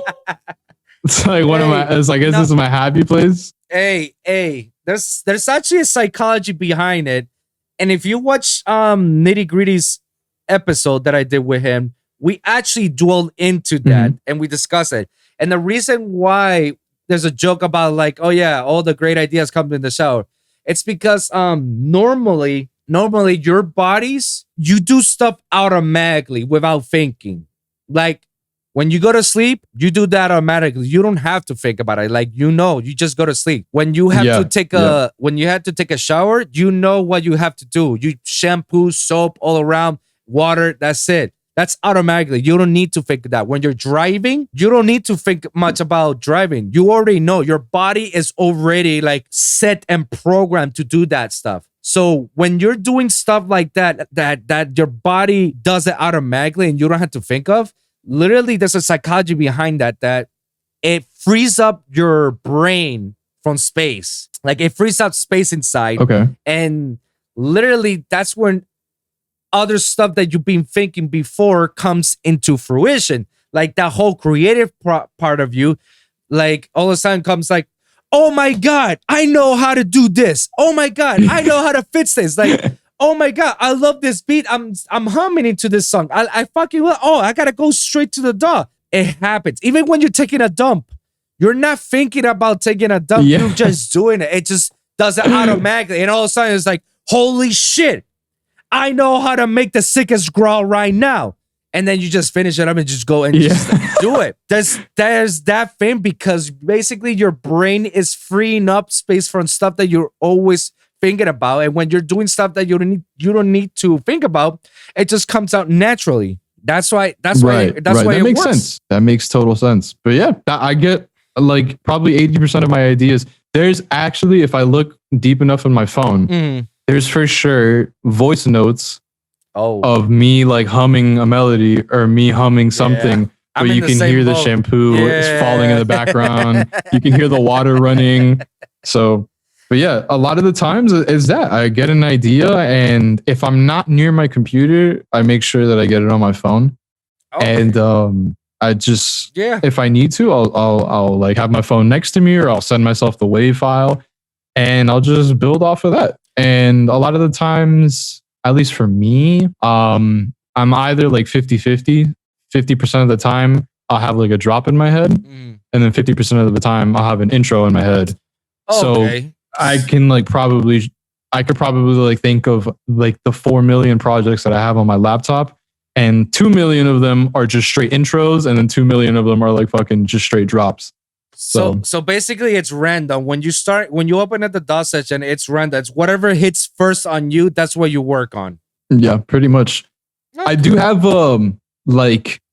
do have a weird thing where I know if something is sounding good, and if I have the idea there, whether it's the intro or a build up or a drop or a breakdown, whatever it could be, I know that maybe the rest of the track isn't going to come to me right then and there. Sometimes it does. But I know that if I work on that one chunk and make it sound exactly how I hear it in my head, then the rest will come eventually. But yeah, that's pretty much it. Sometimes, like I said, the music writes itself. You just got to catch it at the right opportunity. Okay. So when it comes to sound designing, do you believe that sound designing is a luxury or a necessity? Dude, that's a good fucking question. I know. I asked this to every producer. I think it's a skill in today's day and age that even if it's like a beginner's sense, if you can get that down, you're already putting yourself above a larger group of people that are only working with presets. And I'm not saying using presets are wrong. Like if you load up a preset and you tweak the fuck out of it, whatever, that's fine. I don't give a fuck. But you're already putting yourself, because you're going to know what sounds like what. And you're going to know what this knob does and what this filter does and what this envelope does to this thing. You know, like everybody fucking uses Serum. Yeah. Everybody uses Serum. I know you guys I know whoever listens to us at one point, you fucking put on FM to A and you crank the fuck out of that knob and you liked what it sounded. So a lot of it, I do think, it is definitely a necessity if you want to start beating the curve. I definitely think that once you get to a legendary status where you know, like, damn, I know how to use like Serum or Phase Plant or Silence to the point where like you know how to do everything in that fucking VST or whatever it could be. At that point, it's a luxury because you already fucking know what you want. And that's just going to take like a little bit of time for you to go and fucking get that done. I like that. I literally dedicate like days to where I don't even really write music. I just sound design for like maybe an hour or two. I come up with something, and I've been doing that, no joke, for like 2 years now. Right. And that's like the one thing that I don't regret at all, because I'll like be bummed out that like I didn't write anything, but I know that I just whipped up like fucking 3 or 4 sounds that I'm going to eventually use later on in like another project. Like I have this one specific like weird FM flute sound that is so like common now in my tracks that like it literally came from one of those sessions, and now I fucking make sure that I use it because I don't hear anybody else that has that sound. And becomes your own signature sound, and that's how you actually separate yourself 100%. from everyone else. I love that. I love 100%. 100%. Make that shit as your own shit, bro. I love it. Keep at it, bro. And let me tell you, bro, I have everybody fucking uses Serum. And at one point I saw Serum from before it became what it is right now, which is oversaturated.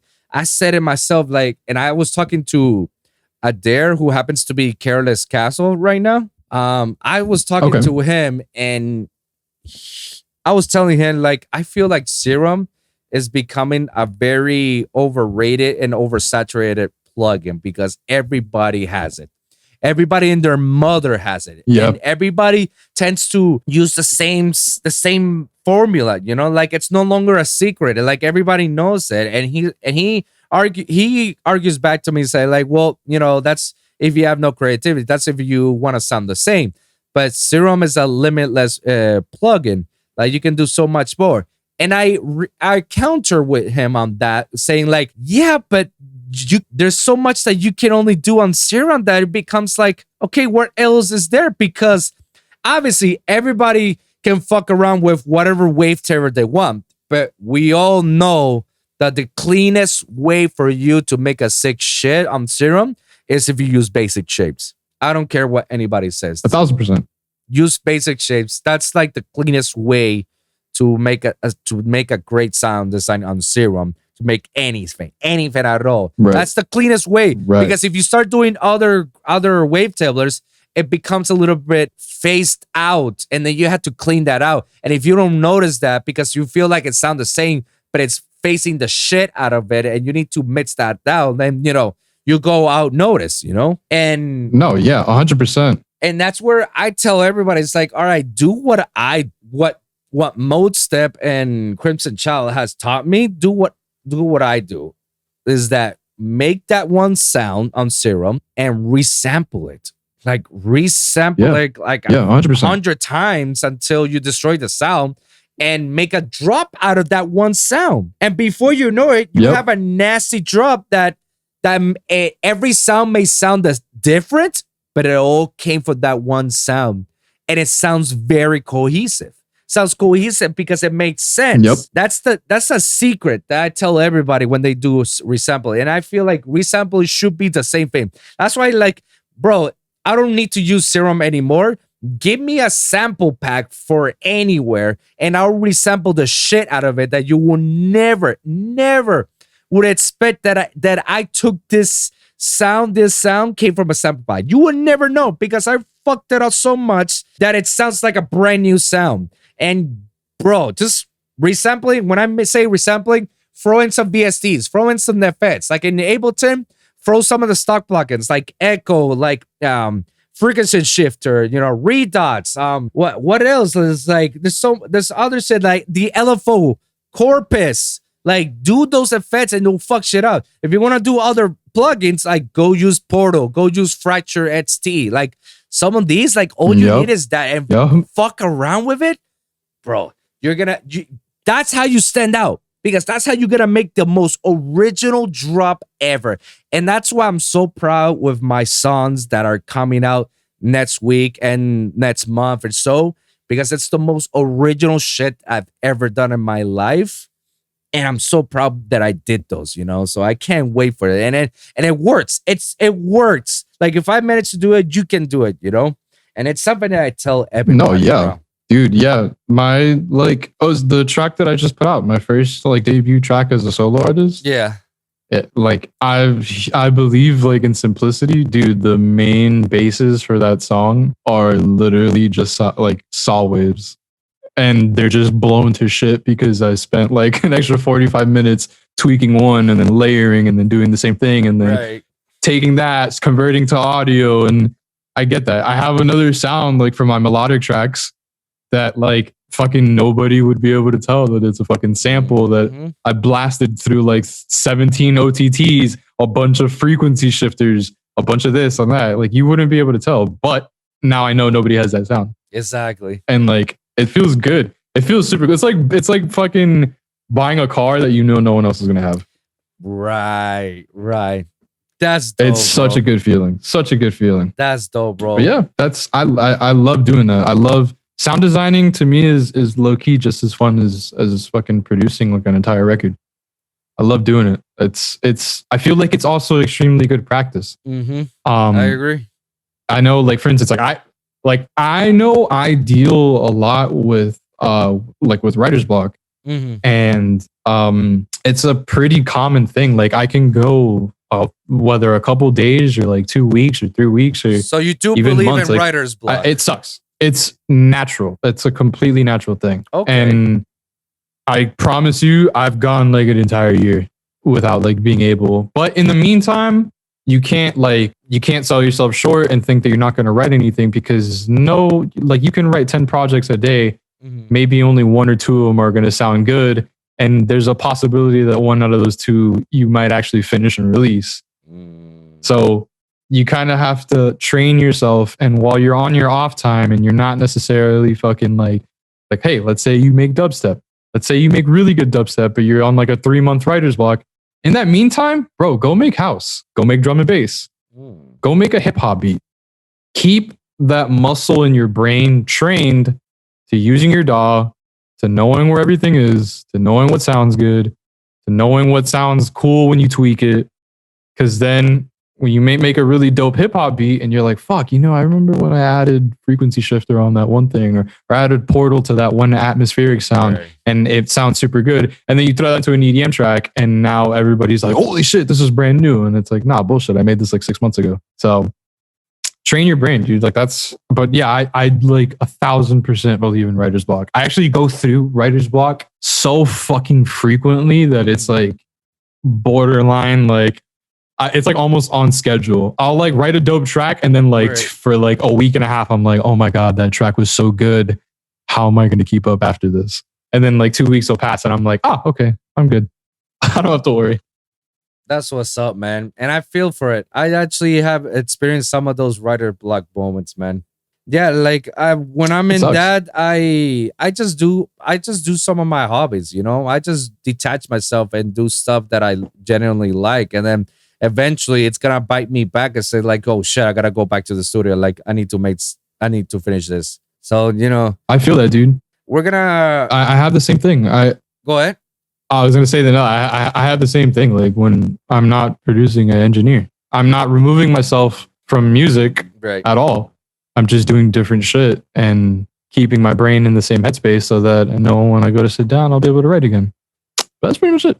So we got like a few more questions and we can wrap this up, man. First one is, why is it that you decided to call yourself The Hunted?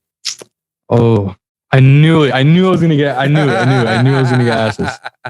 I knew I was gonna get asked this. So it's the project started and I was fucking like trying to dig for a name and I didn't want to do something, I guess I wanted to do something different. I knew that for sure, but I wanted to pay homage to, honestly, to like my family.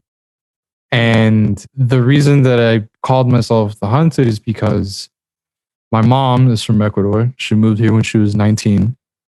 She fled the country. She basically was like leaving her entire life and family behind. She has a huge family. She left her entire family behind and took a chance in like the country that we are in now. And there was like like this sense of like resonance that I had specifically. Like I remember being super sad about like the border crisis a couple of like I think it was like last year, the year prior to that.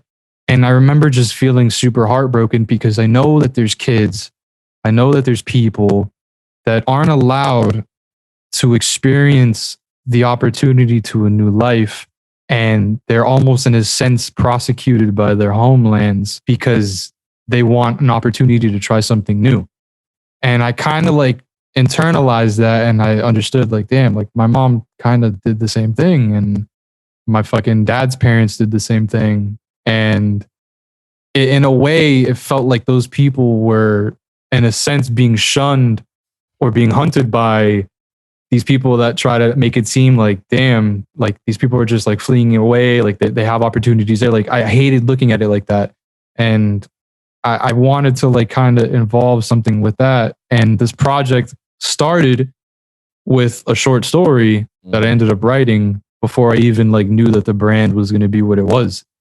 And it was a story based off of someone that fucking, I wrote like an entire like movie plot, but because I like writing. Right. But the premise was about a child from a different country that was under a dictatorship and was fed up with the way that things were and wanted to flee. And the governmental powers of that country didn't want that to happen. So that child ended up becoming hunted. And then the name turned into The Hunted. And then it like clicked one day and I'm like, holy shit. Got it. Like, this is fucking perfect. Like, this resonates with something that I really, really believe with. And it sounds really fucking cool. So I landed on that. And ever since that, like, I knew that it was a perfect way to involve speaking for people and speaking for myself and the things that I resonate with. So that's pretty much it. That's kind of where the name came from. That's dope, bro. That's pretty dope, man. I'd love to hear that. Appreciate that. So what has been your greatest accomplishment up to now? That's a good one too. I got two more in a good way, ones, so get prepared. No, yeah, you're fucking on fire. That's a good one. In a way, I feel like maybe I haven't necessarily hit it yet, but I know that I'm on the right path to getting it because I recently like went through a lot of like mental shifts in my life and I went through a really, really important like transitional period. Okay. Like mentally and like emotionally. And I now understand that like music is where I find happiness. And if I can like lock in that happiness, then I don't give a shit if I close EDC or Tomorrowland main stage. It won't fucking matter to me. If I know that the music that I had fun making in my room or at the studio, if it affected at least one person in a good way and it let that person kind of forget about their bullshit for a minute, 30 seconds, 2 minutes, then that's the biggest fucking accomplishment, bro. Because I know that something that I created for myself, somebody else resonated with. In terms of like production, probably take a Grammy. If you want to like materialize it, probably just take a Grammy or something. Maybe not even for EDM, maybe for like pop or hip hop. I don't know. But like if it was a materialistic thing, yeah, I'd probably take a Grammy home. But just to say that I did it and that I know that I was able to do it. But aside from that, if I know that my music can connect people if I know like I play a festival and like 20 people show up to my set, but those 20 people don't have to worry about their day job for like the hour that I'm on stage. Yeah. And they can let their lives go the same way that I leave my life before when I go on to play and I play my music and I do this. If I know that they can like mentally accept like, damn, bro, I don't have to worry about my fucking day job. I don't have to worry about my bills. I don't have to worry about my boyfriend or my girlfriend. I'm here for myself and I'm having fun. If I know I can like resonate with people like that, then that's probably like my biggest goal, my biggest accomplishment thus far, because that's something that I want to keep doing. What are you currently doing and what do you hope to accomplish? Fully involve my life strictly around music. That's what I'm doing right now. And that's probably going to be what I'm doing until I'm 6 feet under. Like I genuinely don't find bliss anywhere else. I'm so like super grateful for the people that I've met, the experiences that I've had, and I want to keep on doing this because I know that it makes me happy, and I know that it makes me feel good, and I know that it makes other people feel good. As for what I'm doing right now, making music every day, living like a double life where like my first 12 hours out of the day, I'm an engineer. And then the next 12, I get to come home and play on Ableton for 12 more hours. So it's kind of like I've been calling it like the Spider-Man complex. Yeah. So like during the day, I'm Peter Parker. At night, I'm the Hunted. That's it. Sounds dope. So that's pretty much what I want to keep doing. One last question and we can wrap this up. Let's just say that out of the blue, you're walking down the street and an alien spaceship came down and went to you straight and says like, yo, Hunted, we need your help. Only you can help us, man. You're the only person that's around. Please come over to our spaceship. We need your help. But before you do, here's a piece of paper. Write 3 pieces of advices that you will give to someone. What are those 3 pieces of advice? Okay. Know your worth. Understand that you're like to elaborate. Know your worth and understand that no matter whatever happens to you in your life and whatever uphill struggles or your lowest moments and your high moments, keep that with you. So keep like, don't sell yourself short. Know your worth. 2, don't live with regret. Take everything in for what it is, whether it's good and bad, and be grateful. And 3 is just have fun. You're on borrowed time. Nothing is guaranteed. So make the best of whatever it is that you do. That's pretty dope, bro. I like that, man. Well, man, thank you so much for this, bro. I really appreciate you coming over to the show. I had an amazing conversation with you and got to know you even further more, man. And you're such a dope person, man. I look forward to hearing you as a fellow SAE and as a fellow producer. I look forward to listening to you even more and more. I wish you nothing but the best. Please send me some of your music. I would definitely want to hear some of that stuff. And before we leave, Thank you, bro. Thank you. Plug yourself out. Let the people know where they can find you and what can they expect from you in the future. Sick. Okay. Okay. I always like run this in my head, but the Hunted Music _ on Instagram, SoundCloud.com/the Hunted Music, Twitter, same thing. You can find me on Spotify, iTunes, all those other platforms, blah, blah, blah. And what am I going to be doing in the future? Cool. I'm probably going to start playing shows again soon because I'm almost done with school. So I get to see you guys out there. Lots of new music coming. Promise. That's what's up, man. Peace and blessings. Kisses. There you go, man. Well, thank you very much, Hunter, for coming here to the show. You're a friend of the show. You're more than welcome to come back here, man. And thank you guys for listening. And remember, every week is a brand new episode with a brand new topic. So be sure to like and subscribe for your weekly episodes at the Lone Wolv Podcast for YouTube, SoundCloud, Spotify, Apple Podcasts, and iHeartRadio.